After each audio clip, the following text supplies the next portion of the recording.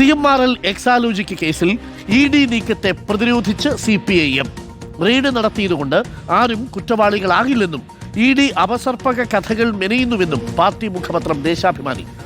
നേതാക്കളുടെ സുഹൃത്തുക്കളുടെ വീടുകളിൽ ചെന്ന് ED ഭീകരത സൃഷ്ടിക്കുന്നു.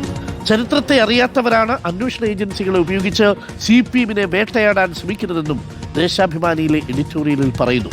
റഹീസ് റഷീദുണ്ട് കൂടുതൽ വിവരങ്ങളുമായി. റഹീസ് റഷീദ്, ആദ്യം തന്നെ റിയാസ് പറഞ്ഞു ഇത് പാർട്ടി പ്രതിരോധം തീർക്കുന്നൊരു വിഷയമാണ്. CMRL എക്സാലോജിക്ക് പോലെ രണ്ട് കമ്പനികൾ തമ്മിലുള്ള ഇടപാട് എന്നതിനും അപ്പുറത്തേക്ക് അതിൻ്റെ വ്യാപ്തി വർദ്ധിക്കുന്നു. ഹവാല ഇടപാടുകളെക്കുറിച്ചുള്ള സൂചനകളുണ്ടെന്ന് ED പറയുന്നു. റിയാസിന്റെ സുഹൃത്തുക്കളിലേക്ക് അന്വേഷണം തിരിയുന്നു. 85 ലക്ഷം വിദേശത്തേക്ക് അയച്ചതിനെക്കുറിച്ചും 20 കോടിയുടെ ഇടപാടിനെക്കുറിച്ചുമൊക്കെ ED പറയുന്നത് അപസർപ്പക കഥകൾ എന്ന മട്ടിലാണോ CPM അതിനെ കാണാൻ പോകുന്നത്? മുതലക്കുളത്തെ രാഷ്ട്രീയ വിശദീകരണ യോഗം നിശ്ചയിച്ചതുപോലെ നടക്കുമോ? രാഷ്ട്രീയമായി പ്രതിരോധിക്കാൻ തന്നെയാണോ CPM-ന്റെ നീക്കം? Good morning Rahees.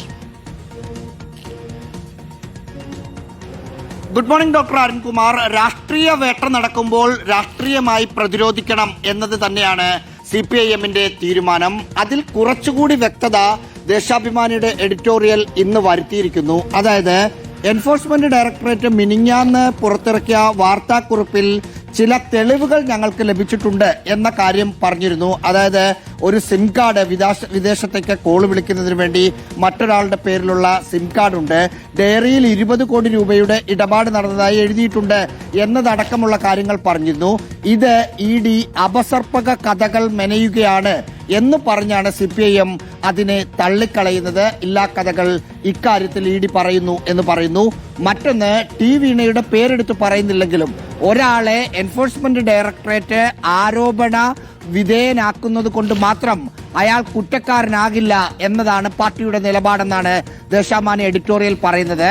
അത് ഒരാളുടെ പേര് FIR-ൽ വന്നതുകൊണ്ടോ അയാളുടെ വീട്ടിൽ റെയ്ഡ് നടത്തിയത് കൊണ്ടോ ഒന്നും അയാൾ കുറ്റക്കാരനാവില്ല. കുറ്റക്കാരനാണെന്ന് തീരുമാനിക്കേണ്ടത് കോടതിയാണ് എന്ന കാര്യം പറയുന്നുണ്ട്. മറ്റൊരു കാര്യം പറയുന്നത്, പാർട്ടിയെ ED-യെ ഉപയോഗിച്ച് ഇല്ലാതാക്കാനുള്ള ശ്രമമാണ് നടക്കുന്നത്. അതുകൊണ്ടാണ് പാർട്ടി നേതാക്കളുടെ സുഹൃത്തുക്കളായ ആളുകളുടെ വീടുകളിലേക്ക് പോലും റെയ്ഡ് നടത്തി ഭീകരാന്തരീക്ഷം സൃഷ്ടിക്കുന്നത് എന്നതാണ് CPIM-ന്റെ നിലപാട്. ഇതുകൊണ്ടൊന്നും തകർന്നു പോകുന്ന പാർട്ടിയല്ല ഈ പാർട്ടി എന്ന മുന്നറിയിപ്പ് കൂടിയുണ്ട്. നിരവധി രക്തസാക്ഷികളെ കിട്ടിയ രക്തസാക്ഷികളെ ഈ പാർട്ടിക്ക് ബലി കൊടുക്കേണ്ടി വന്നിട്ടുണ്ട്. ഒപ്പം നിരോധനങ്ങൾ നേരിട്ടിട്ട് വന്നിട്ടുണ്ട്, ജയിലറകൾ നിറച്ചിട്ടുണ്ട്. ഒന്നും പറ്റാത്ത പാർട്ടിയെ ED കൊണ്ട് തകർക്കാനാവില്ല എന്ന കാര്യം കൂടി ദേശാഭിമാനിയുടെ എഡിറ്റോറിയൽ പറയുന്നു. അതായത് പൂർണ്ണമായും ഈ വിഷയത്തിൽ പാർട്ടി ഒന്നാകെ വീണയുമായി ബന്ധപ്പെട്ട വിഷയത്തിൽ പിണറായി വിജയനും PN മുഹമ്മദ് റിയാസിനും ഒപ്പമുണ്ട് എന്ന് വ്യക്തമാക്കുന്നതാണ് ദേശാഭിമാനിയുടെ എഡിറ്റോറിയൽ. Okay, thank U.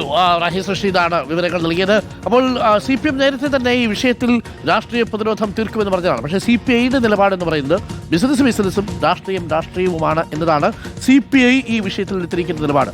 CPM-ന് ഈ വിഷയം വിട്ടുകളയാൻ പറ്റില്ല. കാരണം CPM-ന് അറിയാം വളരെ വ്യക്തമായി 182 കോടി രൂപയുടെ ഫിക്ഷ്യസ് പേയ്മെന്റ് എന്നാണ് പറയുക. എന്ന് പറഞ്ഞാൽ യഥാർത്ഥത്തിൽ എന്താ സംഭവിച്ചത്? CMRL എന്ന് പറയുന്ന ഒരു കമ്പനി, ഒരു പബ്ലിക് ലിസ്റ്റഡ് കമ്പനി. ആ പബ്ലിക് ലിസ്റ്റഡ് കമ്പനിയിൽ നമ്മുടെ KSIDCക്ക് ചെറിയൊരു ഷെയറുണ്ട്. അപ്പോൾ അവിടെ നിന്ന് ലാഭം ഉണ്ടാക്കുന്നതിൽ കുറവ് വന്നു എന്നുള്ളതാണ്. ആ ലാഭം ഈ കർത്ത ചില ആളുകൾക്ക് അഴിമതി പണമായിട്ട് കൊടുത്തു എന്നതാണ്. അങ്ങനെ എത്ര രൂപയാണ് പെരുപ്പിച്ച് കാട്ടിയത്? 182 കോടി രൂപ പെരുപ്പിച്ച് കാട്ടി CMRL. അപ്പോൾ ആ 182 കോടി പെരുപ്പിച്ച് കാട്ടിയിരിക്കുന്നത് ലാഭത്തിൽ വരേണ്ടതാണ്. അതിൻ്റെ വിഹിതം KSIDCക്ക് കിട്ടേണ്ടതാണ്. ഇതാണ് യഥാർത്ഥത്തിൽ അതിനകത്തെ പൊതു താല്പര്യം. അതല്ലെങ്കിൽ നഷ്ടം സംഭവിച്ചത് കർത്തയ്ക്കല്ലേ? കർത്തയ്ക്ക് നഷ്ടം സംഭവിച്ചാൽ നമുക്കെന്താ?